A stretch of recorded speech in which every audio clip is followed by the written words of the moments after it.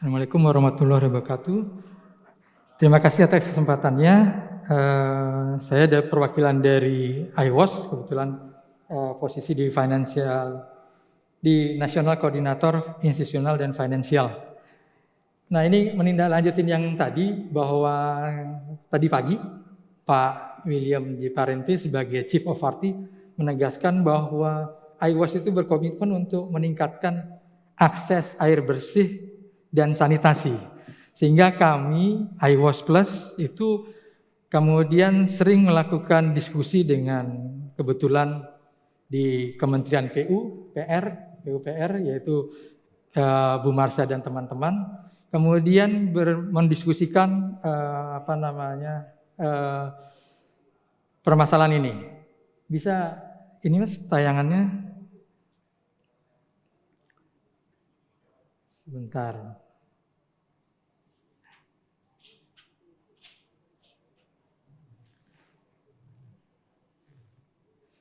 Nah, jadi kemudian slide kedua, Mas. Nah, kolaborasi Kementerian PUPR dan IWOS Plus. Nah, kami melakukan kolaborasi dengan PUPR khususnya untuk sanitasi. Kita membantu dengan Kementerian PUPR untuk menyiapkan pedoman-pedoman yang diperlukan supaya membantu daerah dalam hal, misalnya yang pernah kita lakukan adalah menyiapkan bagaimana kelembagaannya terlibat dalam bagaimana integrasi air minum dan air limbah, kemudian menilai kesiapan institusi, jadi artinya bahwa tidak semuanya. Jadi nanti karena ini adalah integrasi air minum dan air limbah, kita mau melakukan screening awal. Lalu kita siapkan tools bagaimana menilai apakah misalnya PDAM itu sanggup atau layak mengelola air limbah domestik. Kemudian kita juga menyiapkan dan menganggarkan kebutuhan biaya operasional. Jadi membantu pihak-pihak atau institusi yang akan melakukan pengolahan limbah domestik akan kita bantu untuk bagaimana menghitung atau menghitung anggaran untuk kebutuhan biaya operasional. Dan selanjutnya kita juga telah menyiapkan pedoman bagaimana menghitung tarif yang diperlukan supaya pengelolaan air limbah domestik itu institusinya adalah full cost recovery. Termasuk di dalamnya adalah kita akan menghitung subsidi kalau memang itu diperlukan. Kemudian slide selanjutnya. Nah, pedoman yang telah kita siapkan itu adalah pedoman penilaian kesiapan PDAM untuk pengelolaan air limbah domestik atau lumpur tinja. Pedoman ini memang disiapkan untuk menilai kesiapan PDAM dalam pengelolaan air limbah. Karena dulu pesannya bahwa apakah seluruh PDAM mempunyai peluang atau layak mengelola air limbah. Nah, itu menjadi berdebat apakah seluruh PDAM yang sehat atau PDAM yang bagaimana yang layak mengelola air limbah domestik. Sehingga kita bersama-sama dengan Kementerian PUPR menyiapkan toolsnya tadi, kemudian kita menyepakati parameter apa yang harus dinilai, kemudian akhirnya menyimpulkan dan membuat scoring berapa dari PDAM-PDAM tadi yang bisa melakukan atau memperluas tugasnya selain air minum juga mengelola air limbah. Pedomannya tidak berhenti sampai di situ, tapi kemudian kita tambahkan juga dengan bagaimana menghitung tarif air limbah domestik untuk setempat dan terpusat. Jadi kita memberikan permintaan dari PU, kita coba siapkan semuanya. Nah, pedoman perhitungan air limbah ini juga bentuknya sudah dalam bentuk Excel, kemudian ini juga bisa hasilnya akan digunakan sebagai bahan advokasi dari institusi kepada pemerintah daerah bila ingin untuk mengajukan proposal tarif air limbahnya. Lanjut, Mas. Nah, ini kenapa disebut peluang integrasi? Nah, ini latar belakangnya bahwa PDAM yang sehat itu berdasarkan laporan BP Spam buku kinerja tahun 2020 itu PDAM yang sehat itu adalah 239 PDAM dari 387 PDAM.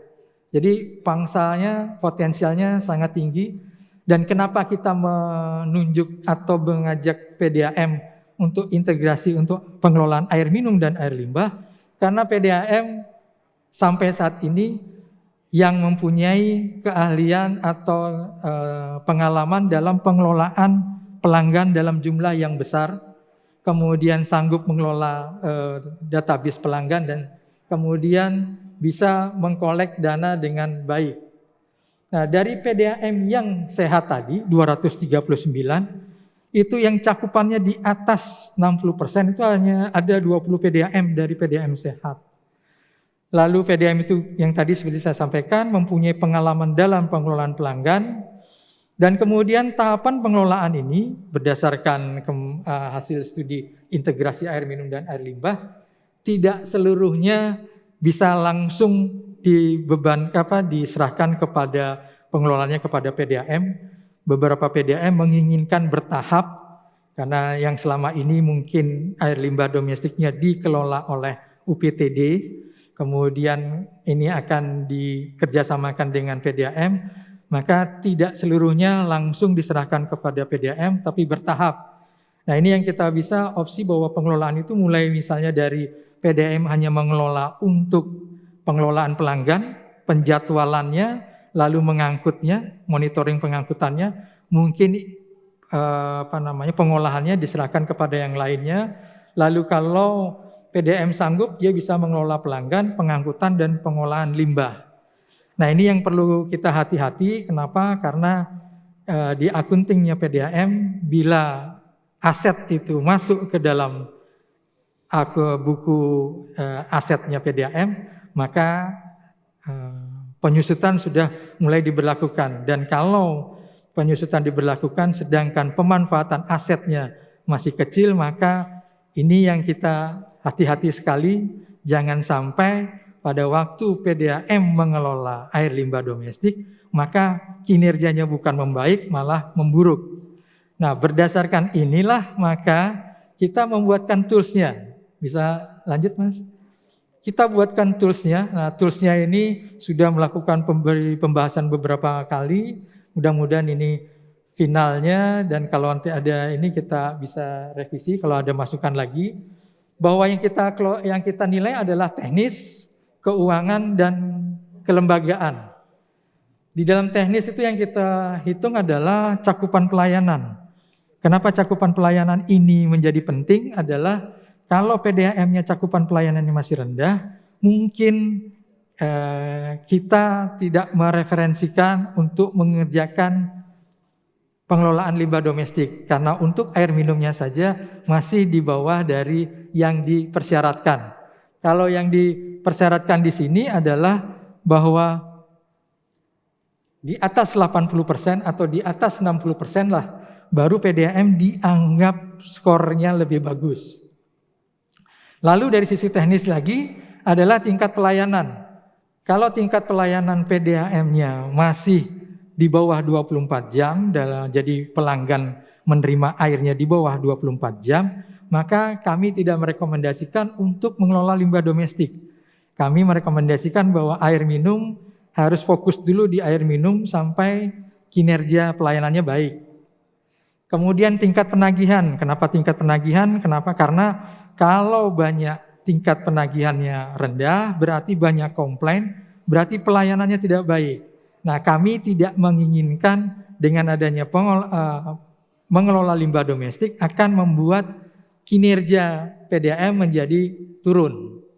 Lalu dari sisi keuangan yang kita lihat adalah misalnya apakah kas PDAM cukup bagus, kemudian apakah PDAM memperoleh laba, kemudian apakah Pemda memberikan bantuan, bagaimana komputerisasi billingnya, karena ini terkait dengan database pelanggan. Kalau masih manual mungkin kami tidak merekomendasikan.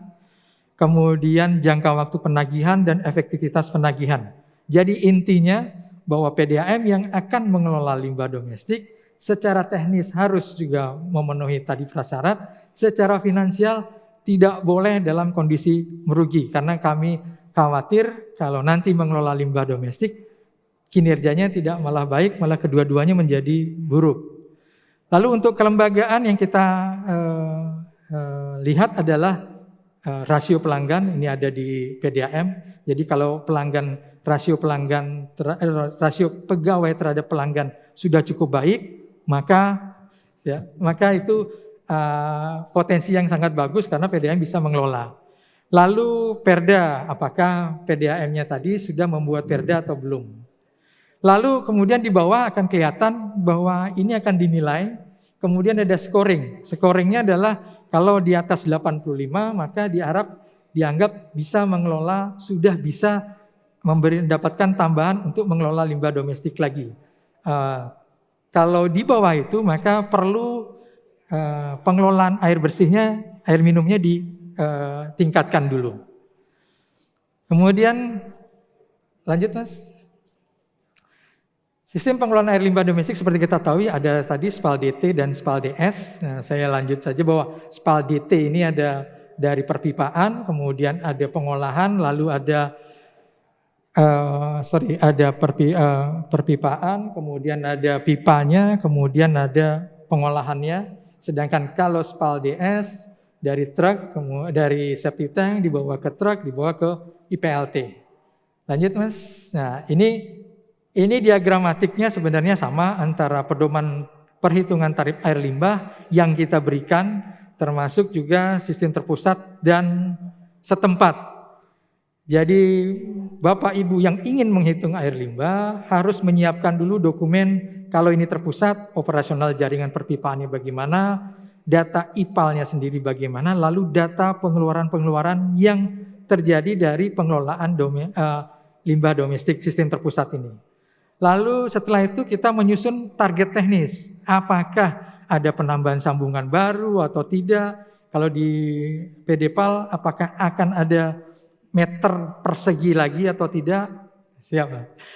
Lalu dari proyeksi target tadi, kemudian kita menghitung jaringan perpipaan, beban pengolahan, beban operasional.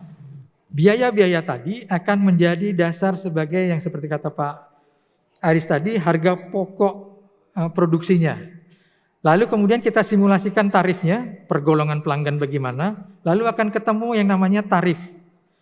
Nah, tarif air limbah yang ditetapkan di awal perhitungan, itu biasanya masih harus kita simulasikan lagi. Karena pertimbangannya, apakah tarif itu akan terjangkau atau tidak bagi masyarakat. Kalau melewati batas keterjangkauan, maka yang harus diperbaiki adalah target teknisnya. Mungkin terlalu rendah, idle capacity-nya dari kapasitas produksi terlalu tinggi. Kalau itu sudah berhasil optimal dilakukan, maka yang paling akhir adalah subsidi. Jadi subsidi dari pemerintah daerah terhadap pengelolaan air limbah domestik. Kenapa? Karena hasil hitungnya bahwa tarif yang diberikan ke pelanggan itu lebih rendah dari harga pokok produksinya. Oke, ini yang terpusat, kemudian lanjut yang setempat. Nah, bedanya hanya data yang dibutuhkan itu apa saja, dan di kolom ke beban pengangkutan, kalau tadi adalah beban untuk jaringan, kalau ini adalah beban pengangkutan. Oke, saya kira ini sekian, selesai. Terima kasih atas ininya. Terima kasih. Nanti kita diskusi kembali.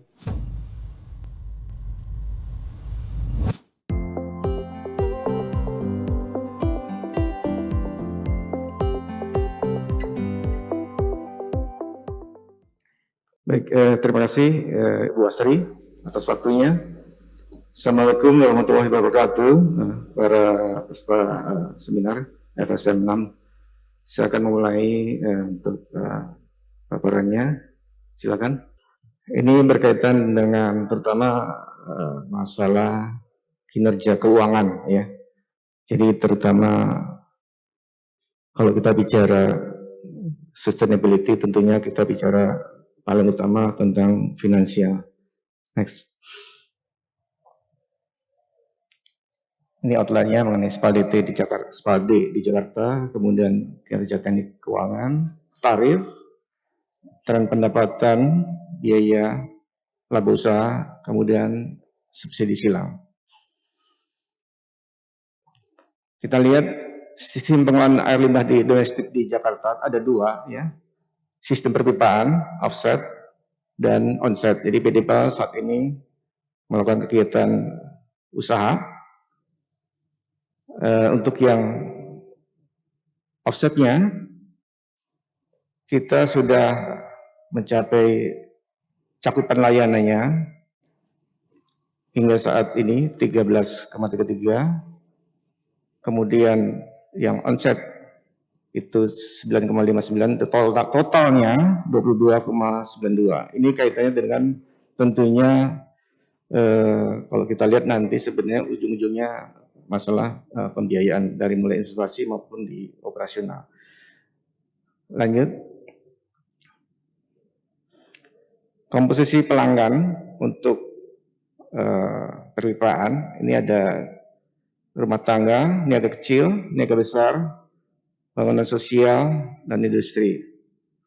Sampai tahun 2020 kemarin, hasil audit, jumlah pelanggan totalnya itu 2.735. Dengan luas layanan, luas lantai layanan itu 14.075, 780 meter persegi. Kemudian kita memulai untuk serius menangani SPADS, artinya penyedotan lumpur tinja, mulai tahun 2016 ya, 2017 kita terakhir ini memang fluktuasi ya untuk volume penyedotan. Memang ini gabungan dari layanan sendiri dan juga swasta. Total pelanggan ya, untuk tahun 2020 itu kubikasinya, jadi kita kalau bicara untuk yang penyedotan memang kubikasi itu total 19.000 sekian ya, tidak kelihatan saya. Kemudian lanjut next. Untuk tarif, jadi ada pendapatan, kemudian ada biaya. Kemudian pendapatan kita ada 3 sumber dari jaringan, pelanggan jaringan.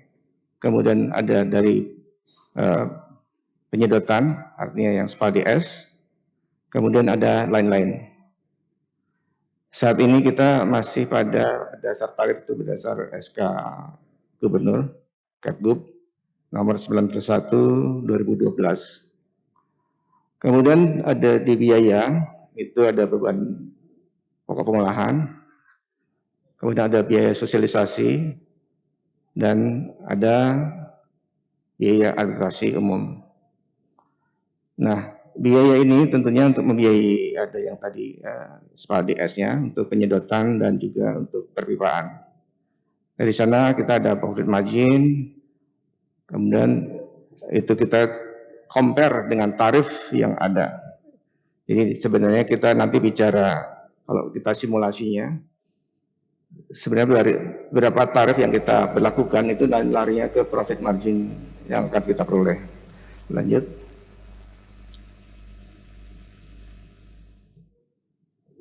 Ini tren pendapatan, biaya, dan laba. Kalau kita lihat sebenarnya memang dimulai tahun 2014 kita sudah mulai naik ya pendapatannya, termasuk juga beban. Cuma ada kecenderungan tren menurun itu mulai 2018 dan seterusnya karena memang ada peningkatan beban. Jadi pendapatannya pertumbuhannya lebih kecil dibanding pertumbuhan dari beban itu sendiri, akhirnya labanya menurun. Ini tentunya menjadi mungkin PR buat tahun ke depan bisnis PDPAL. Kalau kita masih ingin bertahan, tentunya harus meningkatkan baik dari yang SPAL DT maupun yang SPAL DS. Kita tahu untuk investasi untuk yang SPAL DT atau perpipaan ini membutuhkan waktu dan resources yang cukup besar. Sedangkan untuk yang SPALDS ini masih dalam kondisi saat ini masih boleh dibilang merugi ya. Lanjut.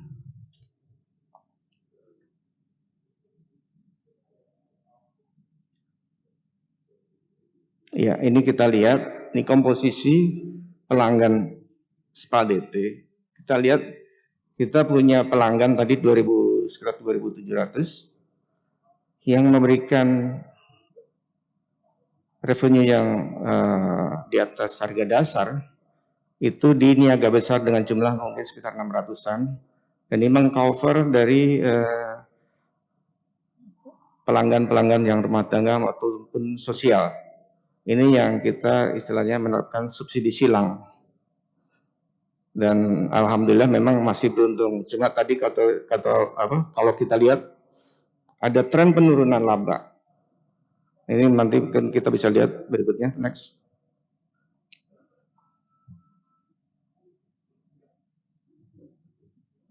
Nah, ketika bicara kita ngomong SPADS yang sampai saat ini masih merugi, ini tentunya kita harus mengatasinya ya dari tadi laba yang diperoleh dari untuk layanan SPADT. Ini yang sekarang kita lakukan. Nah, upaya apa yang kita lakukan terutama tentunya memperbesar revenue dari SPADT, tapi juga harus berupaya mengurangi beban yang ada di SPADS. Memang kita lihat di komponen di SPADS itu ada di desludging service-nya, artinya di transportasinya, dan juga di pengolahan. Kita tahu di proses di transportasi, ini kita sudah menghitung. Sebenarnya kalau kita benar-benar bisa melakukan L2T2, itu bisa mengcover biaya desludging atau transportasi. Karena ketika kita bicara L2T2, tentunya ketika satu rate truk hanya melayani satu rumah dengan tarif yang ada, itu rugi. Dan itu udah yang mungkin sekarang masih terjadi di kita, di PT PAL. Kemudian di biaya pengolahannya dengan memakai tarif yang ada, itu sekitar minus karena kebutuhan biaya itu sekitar di real cost-nya itu 42.000 per meter kubik, cuma kita mendapatkan misalnya tarifnya itu 25.000, jadi artinya ada minus di situ. Jadi ini kombinasi atau gabungan minus di transportasi dan di pengolahan ini menjadikan rugi di pengelolaan SPADS, dan ini sekarang menjadi harus ditanggung oleh income dari pendapatan di layanan perpipaan atau SPADT. Itu yang tentunya harus ada terobosan terhadap tadi di pengelolaan di SPADS. Ini bisa jadi mungkin menjadi pembelajaran buat mungkin daerah lain yang sekarang saat ini mengelola SPADS. Ini harus cermat dalam hal tadi pembebanan ya, dari mulai transportasi dan juga pengolahan. Lanjut. Oke. Terima kasih. Kira-kira jadi ini boleh bilang bahwa ketika kita bicara sustainability dan kita nanti pasti akan bicara mengenai tarif, ada dua layanan, sistem perpipaan dan SPADS. Kita tahu untuk pengembangan jaringan butuh resources yang cukup tinggi, dan kalau kita bicara komposisi pelanggan PT PAL yang memberikan revenue itu di komersial. Ketika kita mulai melayani untuk daerah non komersial, itu siap-siap kita harus menanggung, artinya revenue di bawah dari pengeluaran. Kemudian ketika bicara SPADS, itu ada dua komponen yang langsung membebani, yaitu biaya desludging, transportasi, dan juga biaya pengolahan. Ini yang harus dipertimbangkan ketika kita kalau kita melakukan layanan tadi SPA DS. Kira-kira itu yang bisa saya sampaikan. Terima kasih. Wassalamualaikum warahmatullahi wabarakatuh.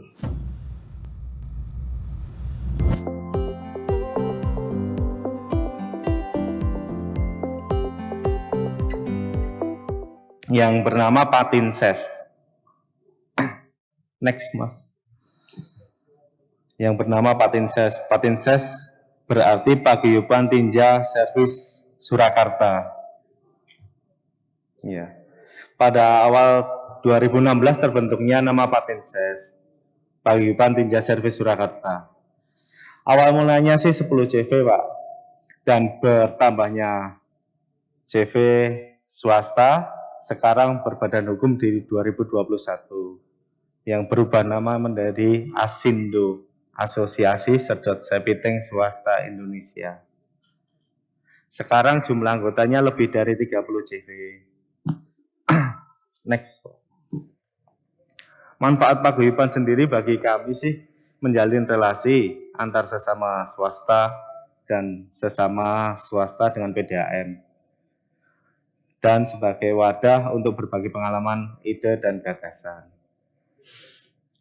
Dan satu lagi dari kita untuk kita, dalam arti emergensi lapangan.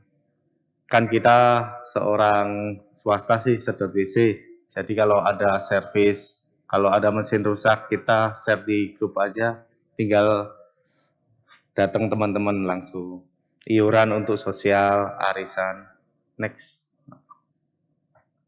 Oh. Ini jati diri saya, Pak, CV. Saya mempunyai bisnis sedot WC. Dimulai di tahun 2013 yang saya beri nama Agung Jaya.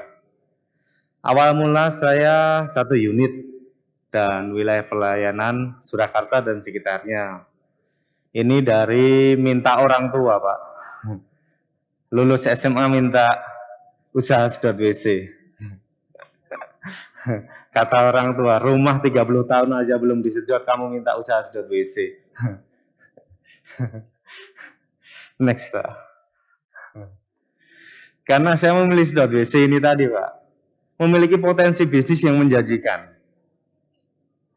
Dan tingkat resiko kegagalan bisnis rendah. Lah apalagi kegagalan dari sedot WC? Nggak jalan juga, nggak kehilangan solar sih. Pegawai saya sendiri. Kota Surakarta memiliki tempat pengolahan limbah tinja IPLT yang memadai. Kota Surakarta juga sudah mempunyai paguyuban sedot tinja Patinses tadi yang berubah sekarang ASINDO. Enaknya Kota Surakarta itu dengan IPLT deket, Pak. Jadi maksimal kalau wilayah Surakarta itu 30 menit. Jadi mau bolak-balik itu cepat. Dan dukungan motivasi perubahan perilaku masyarakat dari BAB sembarangan beralih ke tangki septic. Dan adanya rencana pemerintah di Kota Surakarta yang menerapkan sistem penyedotan terjadwal. Nah, next, Pak. Ini awal mula LLTT di Surakarta.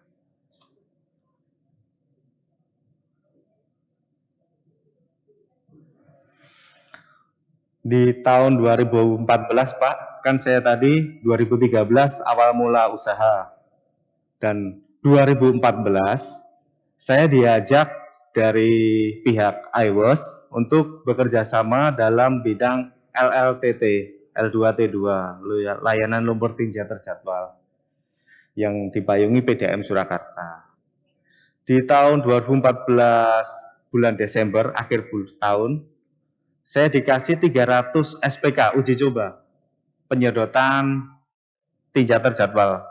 Dan yang tersedot di waktu itu 3 bulan 90 rumah atau SR sambungan rumah. Dan 2015, 2016 kita masih uji coba terus. Masih banyak kendala, masih banyak yang perlu dibenahi tentang database, tentang pelanggan, tentang pengetahuan dari pemikiran pelanggan, dan tentang alamat yang dulu dan sekarang pemekaran. Mulai lagi bulan Juli 2018, saya pertama kali penandatanganan kontrak kerja dengan PDAM Surakarta. Capaian di tahun 2018 271 SR L2T2. Karena masih banyak yang menolak pelanggannya, belum pada mengetahui tentang L2T2. Nah, di capaian tahun 2019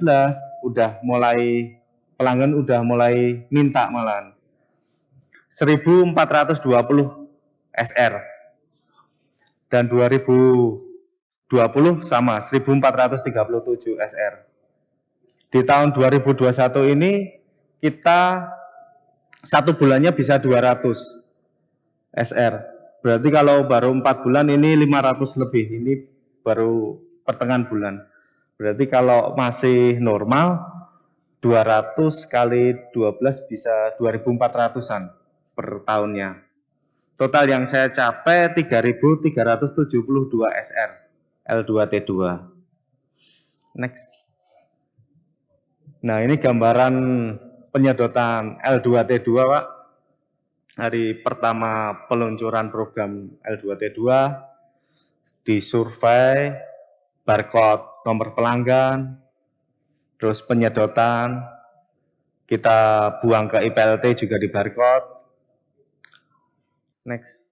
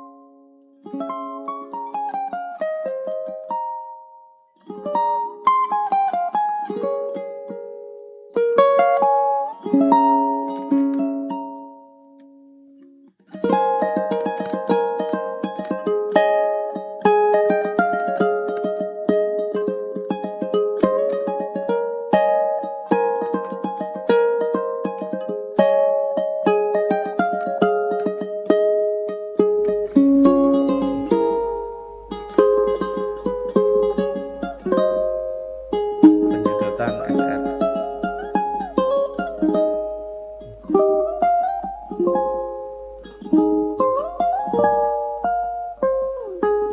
Di IPLT Putri Cempo Solo ini, Pak.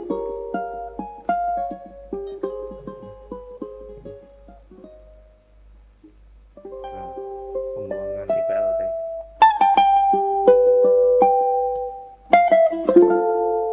Penandatanganan kontrak pertama.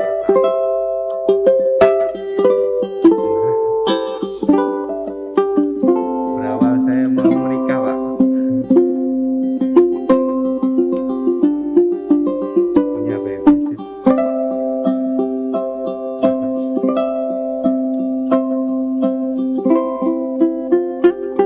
Dukungan orang tua, Pak. Dari pertama saya sudah visi minta orang tua langsung. Sekarang saya udah punya penambang armada dan pertama kali penambahan armada istri saya sebagai karyawan pertama. Nah, ini penambahan pertama.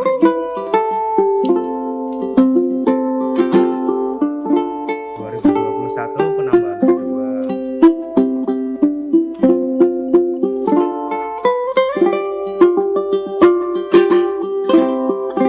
Sekarang udah punya teman banyak, dalam arti memberi lapangan kerja ke 6 orang.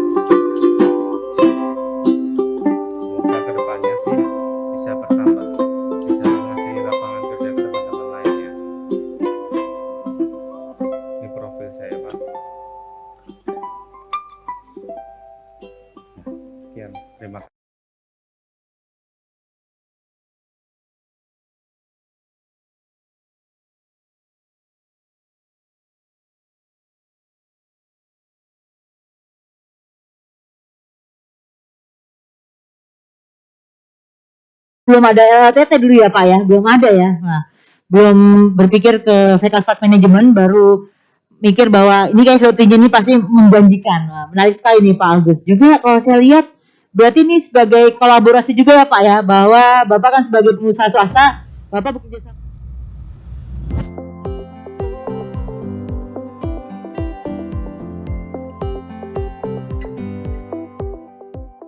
Dapat memberikan pemahaman seperti apa sih sebenarnya menghitung tarif pelayanan air limbah domestik, dan di mana di dalam pedoman yang telah kita susun bersama-sama terkait tarif ini sudah mencoba kita melihat apa saja item-item yang harus masuk di dalam melakukan perhitungan tarif, dan juga sudah sesuai dengan kaidah-kaidah pola perhitungan tarif.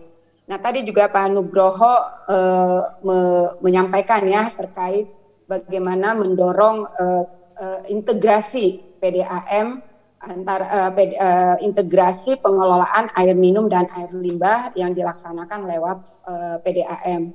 Karena kita tahu sama-sama salah satu permasalahan dalam pengelolaan air limbah ini adalah masalah kelembagaannya. Sebenarnya kita menyerahkan kepada pemerintah daerah untuk lembaga pengelolanya, apakah mau UPTD atau mau BLUT atau mau PD, dan saat ini kita mencoba mendorong, kita dari pemerintah pusat mendorong adanya integrasi dalam pengelolaan air minum dan air limbah. Dan ini juga sudah tertuang di dalam RPJMN 2020-2024, yaitu mendorong integrasi air minum dan air limbah. Bahkan di dalam RPJMN ini kita ditargetkan minimal ada 3 PDAM yang bertambah dalam pengintegrasian. Jadi saat ini mungkin ada sekitar plus minus 6 kali ya PDAM yang selain mengelola air minum juga mengelola air limbah, dan diharapkan ini akan terus bertambah.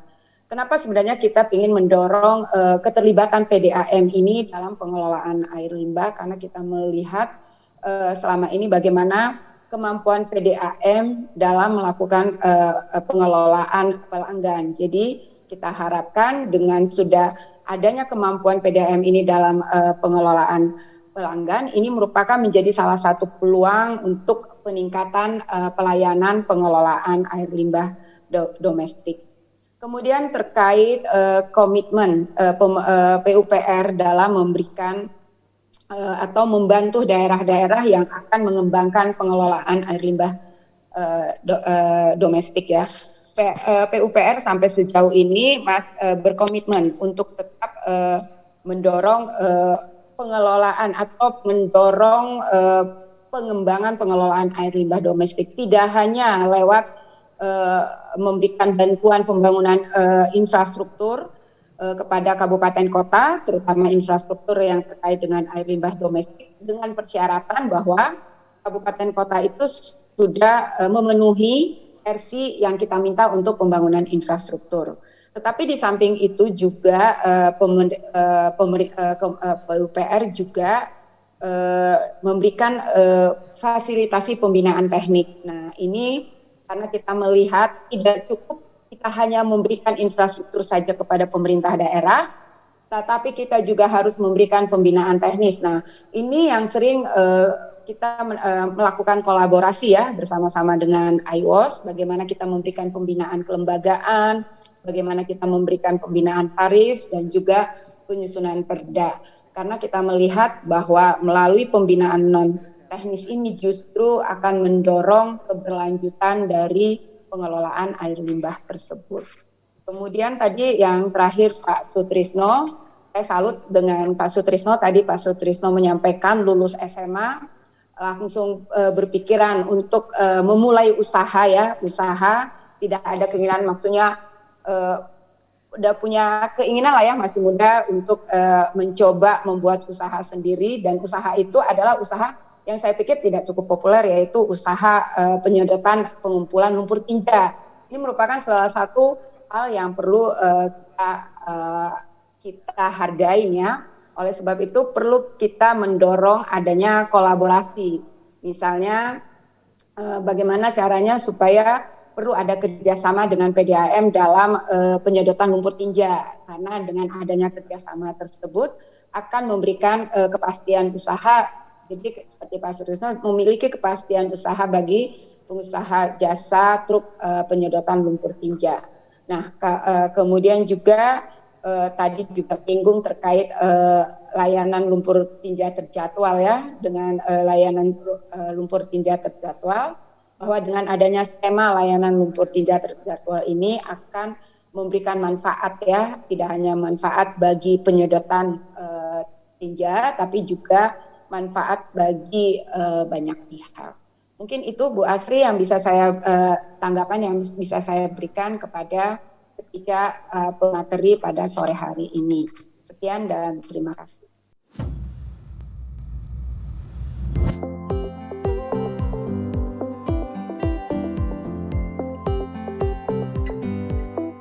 Terima kasih. Selamat sore. Assalamualaikum warahmatullahi wabarakatuh. Waalaikumsalam warahmatullahi wabarakatuh. Ibu dan Bapak sekalian, saya sangat mengapresiasi upaya-upaya yang dilakukan oleh semua yang terkait di dalam pengelolaan limbah domestik ini atau pengelolaan lumpur tinja. Ibu dan Bapak sekalian, saya mau menyorot penjelasan dari Pak Aris bahwasanya aspek subsidi silang itu merupakan satu solusi yang sangat baik, karena tentu saja kita bisa pastikan bahwa pengguna-pengguna jasa pengelolaan lumpur tinja itu kebanyakan dari kalangan yang mungkin tidak terlalu memprioritaskan penanganan lumpur tinja itu. Jadi kalau kita mau tanya kepada warga mana prioritas pembiayaan di dalam rumah tangganya, saya rasa bisa jadi kalau kita bertanya ke 100 orang warga, saya menduga tidak sampai 10 orang bisa memprioritaskan atau menempatkan pembiayaan pengelolaan lumpur tinja ini pada pembiayaan rumah tangganya. Itu saya menduga seperti itu. Nah, dengan adanya subsidi silang, saya rasa akan mengurangi beban biaya masyarakat pada umumnya. Utamanya karena kita tahu bahwa problem lumpur tinja di kalangan warga itu sebetulnya perhatiannya ada pada ketika itu bermasalah. Jadi ketika lumpur tinja itu sudah menimbulkan masalah di dalam rumah tangganya, misalnya mampet dan sebagainya, nah itu baru disebut sebagai sesuatu yang patut ditangani. Tidak secara rutin mereka memberi perhatian kepada lumpur tinja, apalagi mereka yang tidak tahu di mana letak septic tanknya dan sebagainya. Ibu dan Bapak sekalian, jadi masalah subsidi silang tarif ini merupakan salah satu solusi menurut saya, dan saya sangat apresiatif atas upaya-upaya yang dilakukan oleh lembaga terkait. Kepada Pak Nugroho, saya juga sangat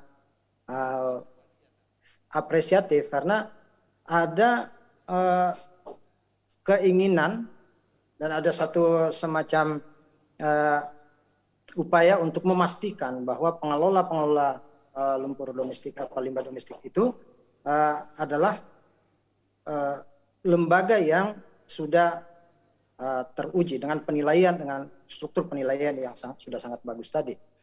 Nah, namun demikian saya pikir tadi kita perlu sarankan ya bahwa kalau memang pengelolaan ini bertumpu penuh pada kelembagaan PDAM, maka menurut saya penyiapan kapasitas PDAM ini itu yang harus segera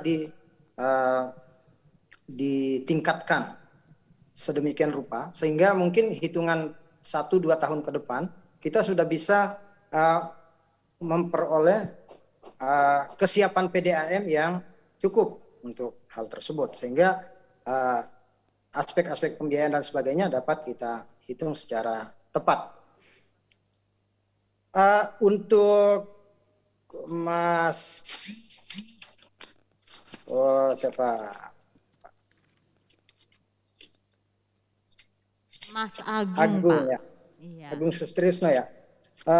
Saya rasa upaya yang saudara-saudara di Solo lakukan itu merupakan satu hal yang patut dicontoh di berbagai tempat. Meskipun demikian, memang untuk keseluruhan